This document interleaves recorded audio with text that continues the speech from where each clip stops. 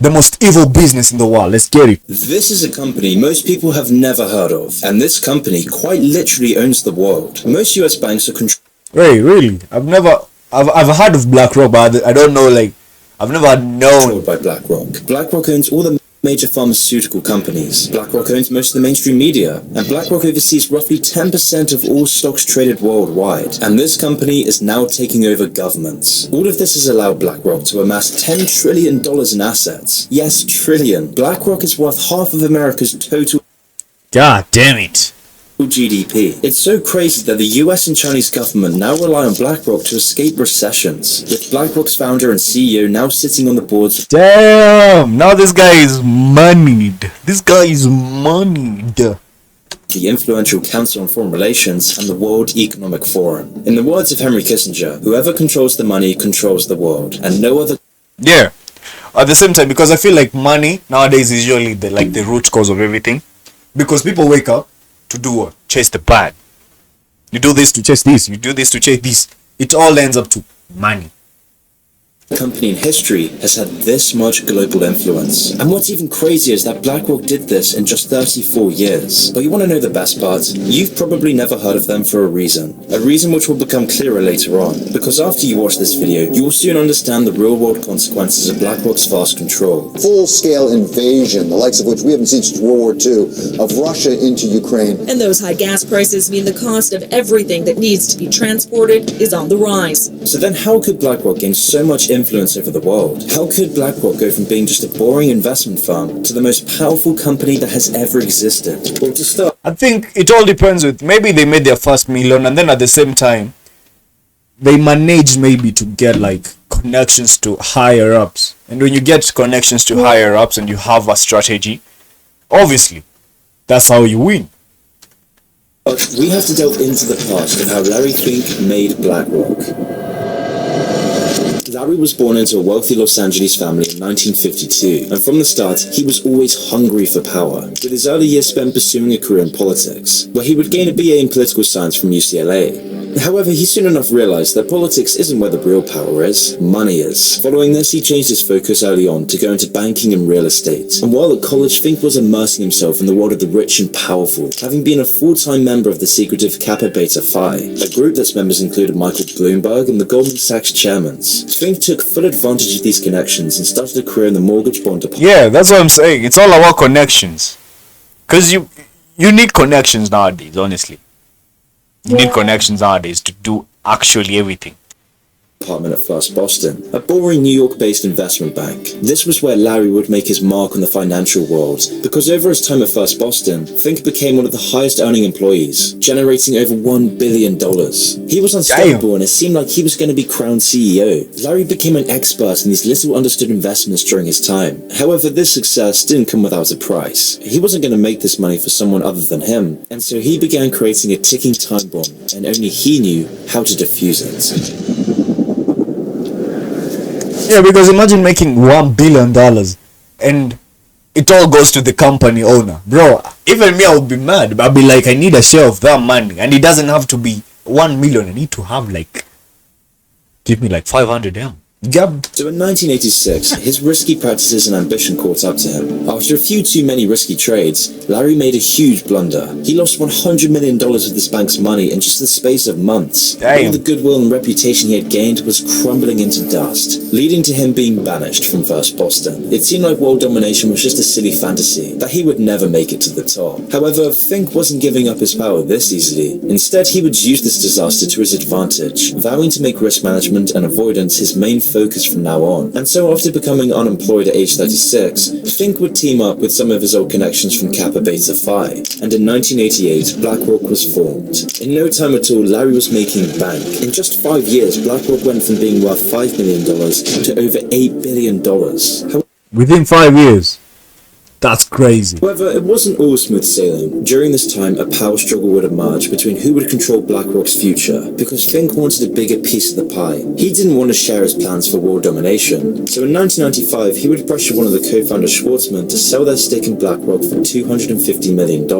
A stake that would now be worth over $12 billion alone. But after... Yeah, damn. these power games, Larry Fink's path to world domination was unstoppable. Larry Fink became more and more powerful over the next decade, but this still wasn't enough for his ambition. Now, earlier on, I mentioned a ticking time bomb that Fink helped create in his early days at First Boston. Well, this time bomb was now ready to explode, and in 2008, the worst financial crash since the Great Depression struck the world. Traders say this is the craziest day they have ever seen in these markets. Veteran traders saying they've never seen anything like it. The movement in oil prices so fast. The most serious recession in decades. And that means life, as most Americans know it, is about to change. And the best part is, this was all under Larry's control. Larry Fink's mortgage-backed securities had been the fuse all along. And because Larry Fink knew the 2008 crash would happen, BlackRock's focus on asset management sealed. The fact that this guy knew all these things could happen, it's even scary. Like, goddamn, I'm trying to think, like, yo.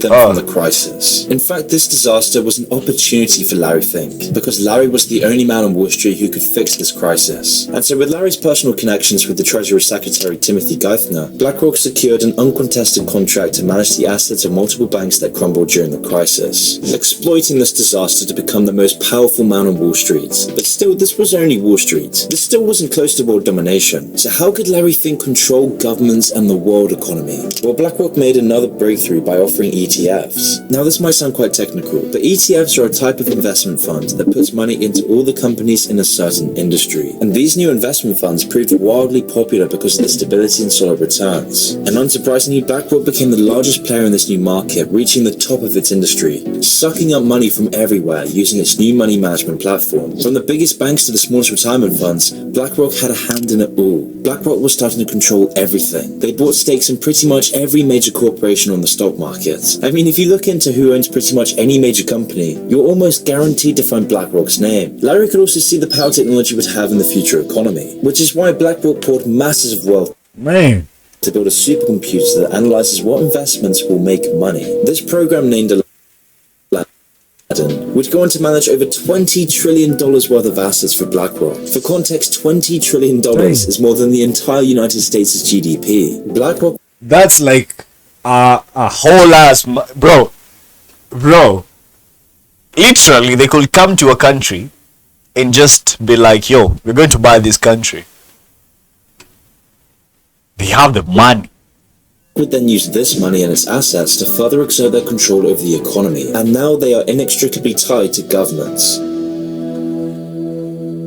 And like 2008, the Federal Reserve hired BlackRock to manage their investments to protect them from coronavirus-led recessions. And BlackRock has used this dependence to grow their empire even further, allowing Larry Fink to be a billionaire oligarch that holds unprecedented power over not just the economy, but the entire world. He controls trends, culture, foreign policy, and the banks. He has world leaders at his beck and call. With BlackRock overseeing assets worth 10% of the world's global economy, BlackRock now owns stakes in every industry, from media companies, banks, oil companies, and weapon manufacturers. And in recent years, the consequences are becoming dire as Larry Fink begins to exert his control over the world.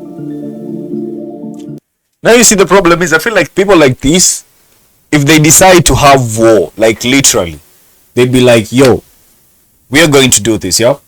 Let's have a World War III. I feel like they will, because they have the capacity already. I feel like they already have the capacity. So for them, it will be like just deciding and then working and just doing it over. I feel like, damn, this is wild. Hello. Now back to the video. One of the ways BlackRock controls the world so well is through its control of the media, together with Vanguard, an investment company. And that's what I'm saying. Like, nowadays, even the media, nowadays they just, whenever I turn on the news, it's usually just disasters. There is nothing positive nowadays. It's always something bad happening. Something like, come on. I wonder how do they manage, like, do they think when they feed us such information, yeah, it will affect our perception about life in general?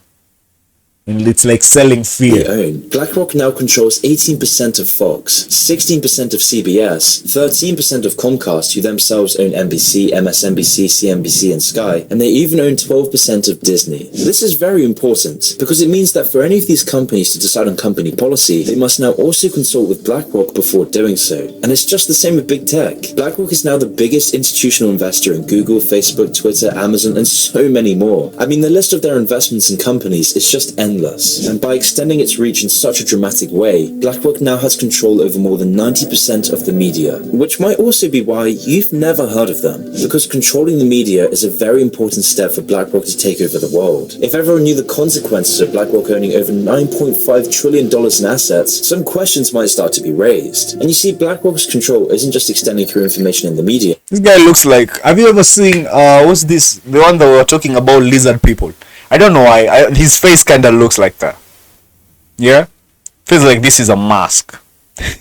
But also through the entire world's economic and political data. And as I mentioned before, this is all done through Aladdin, where Aladdin accurately predicts the outcome of every single investment. But the question is, where does Aladdin get this information from? Well, that's where things become very jarring. You see, because of BlackRock's ownership of banks, insurance companies, social media giants, and even pension funds, Aladdin now possesses huge amounts of personal data on everyone. Everyone who has ever knowingly or unknowingly given BlackRock money. And with such a powerful tool under their arsenal, everyone now wants a piece of the pie. And by controlling this much data, BlackRock now controls governments, because BlackRock can use this data to sway companies and even government decisions. For example, BlackRock successfully lobbied to get a contract to manage the EU's regulation of banks. However, this backroom deal is now being investigated, as BlackRock themselves own the banks they should be regulating. And this is just one of the many examples of these sorts of actions. A 2016 study in the Journal of Finance documented that investment companies like BlackRock show, quote, widespread behind-the-scenes intervention in the companies that they own stakes in. And this problem only gets worse as BlackRock owns stakes in nearly all major publicly traded companies. And now with our current recession, BlackRock is buying as much homes and real estate as possible, causing regular house prices to skyrocket. BlackRock profits when a society doesn't own their homes but rents, because BlackRock can squeeze even more money out of the economy through mortgaging off these artificially inflated homes. And that's why I usually wonder, like whenever you see people buying like houses with mortgages, I'll be like, it's a good idea, but at the same time it's a bad idea, because you're buying in a mortgage, now you have to pay either annually, yearly, monthly, depending on your agreement. But at the same time, I feel like that's, maybe do something, start a business or whatever work you're in, try and save up money, try and invest. Now from that investment that you've made or the returns that you've made, buy a house without any mortgage. Because I feel like mortgage at the same time, it's just in general loans. Loans are meant to make you go back there. Most of the people who get loans, yeah, don't get me wrong, most of the people who get loans usually end up just getting more and they end up being in debt. Like they end up being in debt literally, because you get a loan today, you invest. If you're smart, you invest, get some of your money, pay back the loan, be like, oh, I need another loan. Like, you get me? Billionaires do. Like, billionaires live off loans, bank loans and stuff like that. But you see, for them, it's they're at a different position. So the terms and the conditions can be the same as you. But this whole situation becomes even more sinister when you realize BlackRock's power is now being compromised by other actors. For example, in August 2020, BlackRock became the first foreign company to be allowed access into China's mutual fund industry. This means that BlackRock can now invest and own parts of Chinese companies. God only knows what BlackRock promised Xi Jinping if they're allowed in. But by being allowed in, BlackRock now works with companies that are blacklisted by the US. One example is BlackRock's investment in a CCP-owned company called Hikvision. Hikvision makes security and communications technology for both civilian and military use by the Chinese government, and they're also known for their wide-scale human rights abuses. How do you think your facial recognition technology will change China?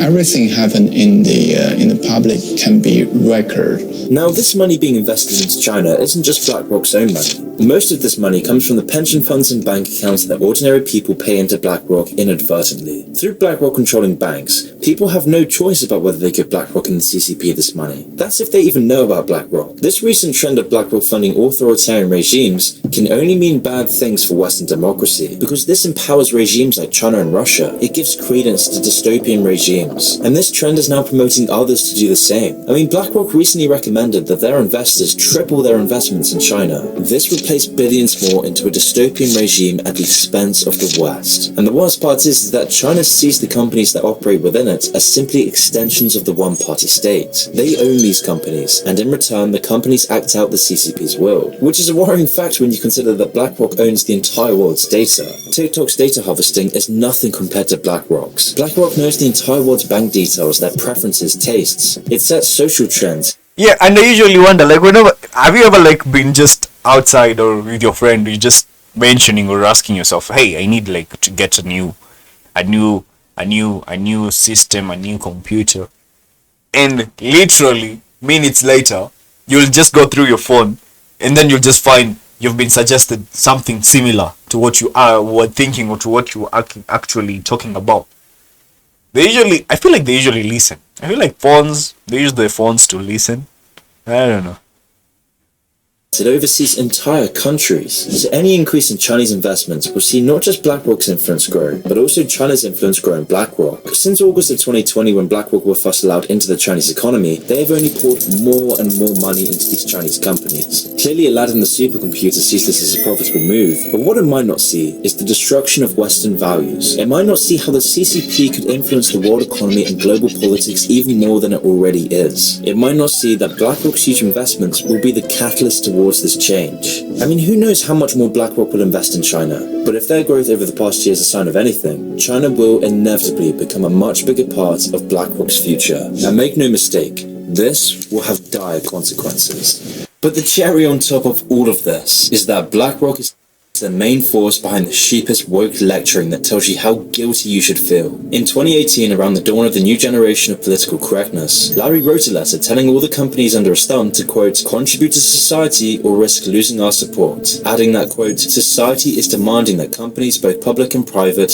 serve a social purpose. Which is a very interesting statement coming from a company that is quite literally funding the persecution of Uyghur Muslims and the imprisonment of the Chinese population. A company that is funding a dystopian nuclear regime that is quite literally threatening the very fabric of Western civilization. And so with BlackRock's push for, quote, social purposes, companies now have an ESG score, or in other words, sustainable investing scores, where you have a rating system based on your company's political and social facades. So for example, doing a woke ad for a company like Nike, or silencing any controversial political views on social media will help you get the high ESG score. They will, on their investor relations page, they'll show you their ESG score. ESG stands for environmental, social, corporate governance. And this is where the woke culture comes from. So they've created this kind of phony baloney rating system that says, well, if you, I'm exaggerating, but if you mention that you are, have a green agenda and you believe in carbon credits and you might trade some credits somewhere, then you get a higher score and therefore you're more investable. And damn. So meaning, if let's say company A and company B, we are talking about either green energy, yeah? So if mine gets a lot of attention, mine gets a lot of publicity, BlackRock invested in me, so I stand a higher chance of getting more money from them. The way they're manipulating these things, oh my god. And it's very interesting to see how big investors like insurance company, institutional investors, they are steering away from anything that does not have the right ESG rating. And if the past tells us anything, it seems like BlackRock is only destined to control more and more of our daily lives. Through Larry Fink's close ties with government leaders around the world, with his huge influence over the World Economic Forum, and his position on the boards of the Council on Foreign Relations. So what happens when like this type of people like die? Do they like get replaced with people who have similar thoughts or similar ideas? Or do they die with their ideas? Which I feel like that's not possible. BlackRock is only destined to metastasize. So perhaps BlackRock defines the new era of our globalized world, where ruthless, predatory corporations amass more power than countries, where our politics and society isn't dictated by votes, it's dictated by investment boards controlled by BlackRock, delivering us a more generic, mindless, vapid, and vicious culture. Perhaps BlackRock is just a monument to a world divided between too big to fail companies and powerless, moneyless, and joyless citizens, where companies like BlackRock buy up all our houses, inflating our currencies and profit from our conflicts and turmoil. That's why you can't buy a house. That's why we're more divided than ever. That's why too big to fail companies are defining life in the 2020s. Because we no longer live under free market capitalism, we live under a system for socialism for the rich. Damn. Man, I've learned something new. This was a great video. I've learned something new, man. Yeah, subscribe to the channel. Let's go to another video.